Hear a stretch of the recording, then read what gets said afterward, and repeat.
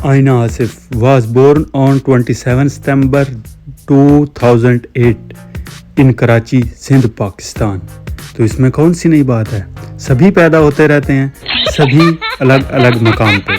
जी हाँ, तो आइना आसिफ के बारे में जो आज हिस्ट्री में आपको बताने वाला हूँ, शायद आपको अभी तक यूट्यूब के ऊपर या सोशल मीडिया के ऊपर या इलेक्ट्रॉनिक मीडिया के ऊपर फ़िलहाल नहीं मिली होगी। जी हाँ, अगर चैनल पर नए हैं तो चैनल को लाइक, सब्सक्राइब और एक प्यारा सा कमेंट कर दीजिएगा, ताकि मज़ीद ड्रामा, सीरियल एंड मूवी से रिलेटेड वीडियोस आप तक पहुंचती रहे। दोस्तों, याद रहे कि आइना आसिफ ने बहुत थोड़े से एक टाइम में बहुत ज़्यादा नेम, फेम और पैसा कमाया है। जी हाँ, जिनकी उम्र मैंने आपको बताई है कि 2008 में पैदा होने वाली एक्टर्स 2025 तक जो है वो नेम फेम कमा के सब कुछ अलग थलग बना के बैठ गई है। तो इसका रीज़न क्या है, आइए इसके ऊपर बात करते हैं। दोस्तों, जैसा कि आप सबको पता है कि उन्होंने एक से ज़्यादा ड्रामों के अंदर काम किया हुआ है। फ़िलहाल जो उनका ड्रामा जुड़वा चल रहा है उसका भी 52 एपिसोड जो है वो रिलीज़ कर दिया गया है। इससे के पहले उनके बहुत सारे ड्रामे जैसा मायरी वगैरह वगैरह बहुत ज़्यादा उनके ड्रामे इससे पहले कमोपेश 8 से 10 ड्रामे वो कर चुकी हैं। और उनका कहना है कि ये ड्रामे या इस इंडस्ट्री से मेरा लगाव फ़िलहाल सिर्फ़ और सिर्फ अपने प्रोफेशन के हद तक है, बाकी मैं इसको एज ए करियर लेकर नहीं चल रही। अब इसकी सबसे बड़ी रीज़न क्या है कि जो इंडस्ट्री आपको इतना नेम फेम और पैसा दे रही है, आप उसी को एज ए करियर नहीं ले रही। इसका क्या रीज़न है? हालांकि उनका कहना है कि मैं एक डॉक्टर बनना चाहती हूँ, जिसके लिए मैं स्टडी कर रही हूँ। अच्छा दोस्तों, इसमें मैंने पहले भी एक फ़िल्मी रिव्यू के अंदर मैंने एक बात आपको बताई थी कि जितनी ज़्यादा रंगीन ज़िंदगी इनकी स्क्रीन के ऊपर दिखाई जाती है एक्टर एंड एक्ट्रेस की, इतनी ज़्यादा होती नहीं है। इनके पीछे बहुत ज़्यादा नुकसान इनके होते हैं, बहुत ज़्यादा इनको जो है वो मुश्किलात का सामना होता है। अब मैंने जैसा कि आपको पिछले बताया है कि नेम फेम पैसा ठीक हो गया, नेम फेम की हद तक तो ठीक है। एक कम सिन उम्र लड़की, जिसका आप समझते हैं कि सबसे ज़्यादा लकी इंसान वो होता है जिसका बैंक अकाउंट खुलने से पहले उसकी इनकम शुरू हो जाए। हम लोग उसको बहुत लकी मानते हैं कि जिसका अभी तक बैंक अकाउंट ही नहीं खुल सकता, उसकी इनकम आना शुरू हो जाए, तो आप उसे ईज़िली लकी कह सकते हैं। जी हाँ, बिल्कुल हमारे यहाँ ऐसा ही होता है। अब सबसे पहली बात यह है कि इतनी छोटी सी उम्र में जिस इंडस्ट्री ने इसको इतना अच्छा नेम फेम सब कुछ दिया है, इवन पैसा भी दिया है, उसी इंडस्ट्री को एज ए कैरियर लेकर क्यों नहीं चलना चाहती? तो उसका रीज़न मैंने आपको पीछे बता दिया है। यही होता है कि जैसे जैसे ये एक्टर्स अब स्क्रीन के ऊपर आते हैं, या इनका जो प्रोटोकॉल होता है, इनका लाइफस्टाइल होता है, वो चेंज होता जाता है, इनके अखराजात बढ़ते जाते हैं, यानी इनको पैसे की नीड ज़्यादा होती जाती है। जो कि ड्रामा के आपको पता है कि पर एपिसोड इनको 50 से 60 हज़ार मिलते हैं, और अगर कोई बड़ा एक्टर है तो इवन 1 लाख तक, 1.5-2 लाख तक, या 5 लाख तक, 10 लाख तक एट लास्ट, यही कुछ इनकी कॉस्ट होती है पर जो है एपिसोड। तो इतनी कॉस्ट लेकर ये जितने इनके ज़्यादा लाइफ स्टाइल होता है, या जितना हैवी इनका प्रोटोकॉल वगैरह होता है, उस सब के आगे वो कुछ भी नहीं है।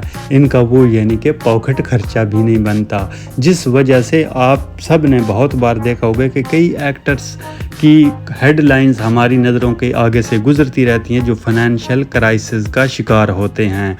तो सेम पॉइंट यहाँ पर इनका भी आप नोट कर लें कि हो सकता है इसके पीछे ये भी एक रीज़न हो।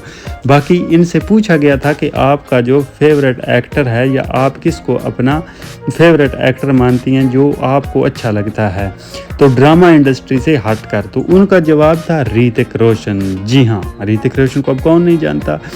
Hrithik Roshan, yes Indian actors offside film script Roshan and SRK Shahrukh Khan, यानी शाहरुख खान और ऋतिक रोशन दो ऐसी सेलिब्रिटीज़ हैं जो आप सब जानते हैं। इंडियन फिल्मों बॉलीवुड के अंदर एक बहुत बड़ा नाम है ऋतिक रोशन, जो यानी अभी ही आए हैं, आप अभी ही मान लें। तो शाहरुख खान तो बहुत ओल्ड हैं, जब हम बच्चे थे तब वो भी बच्चे थे, तो अभी हम भी बूढ़े हो गए हैं, तो शाहरुख खान भी बूढ़े हो गए हैं।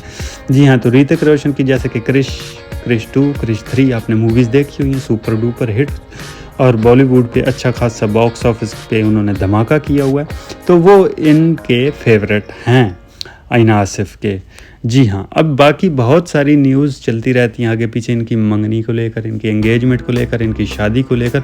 तो फ़िलहाल उनका कहना है कि उनका ऐसा कोई इरादा नहीं है। अभी फ़िलहाल वो अपनी स्टडी पे ध्यान दे रही हैं। जैसे ही स्टडी कंप्लीट करके अपना करियर वो बनाएंगी, शुरू करेंगी और कंप्लीट करेंगी, तब तक वो शादी के बारे में बिल्कुल नहीं सोचेंगे। दोस्तों, आप सब जानते हैं कि कोई भी एक्टर, कोई भी किसी भी, आप जब काम में लगे हुए होते हैं, जब तक आप उसको मुकम्मल नहीं करते, दरमियान में कोई एक आप ऐसा जो है वो डिसीजन ले लेते हैं जिसके आपके काम के ऊपर और आपकी लाइफ के ऊपर इफ़ेक्ट पड़ता है। तो इसलिए दोस्तों, उनका कहना था कि फ़िलहाल मेरा ऐसा कोई इरादा नहीं है।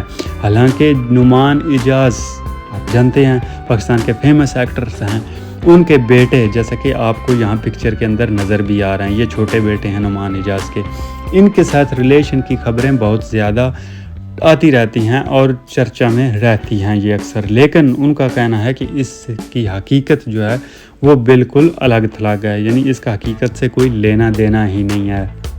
जी हाँ दोस्तों, नुमान इजाज़ को सुपर डुपर हीरो के तौर पर अहीना आसफ़ मानती हैं। उनका कहना था कि जब हम ड्रामे की एक्टिंग के लिए सेट पर मौजूद होते हैं, शूटिंग के लिए, तब सब अलग अलग होते हैं, लेकिन जब नुमान इजाज़ सर की एंट्री होती है तो सब के सब जो हैं वो बिल्कुल खामोश हो जाते हैं। उनका रोब इतना हैवी है कि उनके आगे बोल पाना या टिक पाना सबके बस की बात नहीं है। दोस्तों, आप सब जानते हैं दानिश तैमूर और इसके अलावा हुमायूं सईद और इन सब का भी अपनी अपनी जगह बहुत ज़्यादा मुकाम है इस इंडस्ट्री के अंदर। लेकिन जो नुमान इजाज़ ने इस इंडस्ट्री को दिया है, शायद फ़िलहाल वो दोनों अभी तक नहीं दे पाए, या इवन कोई और एक्टर्स भी नहीं दे पाया।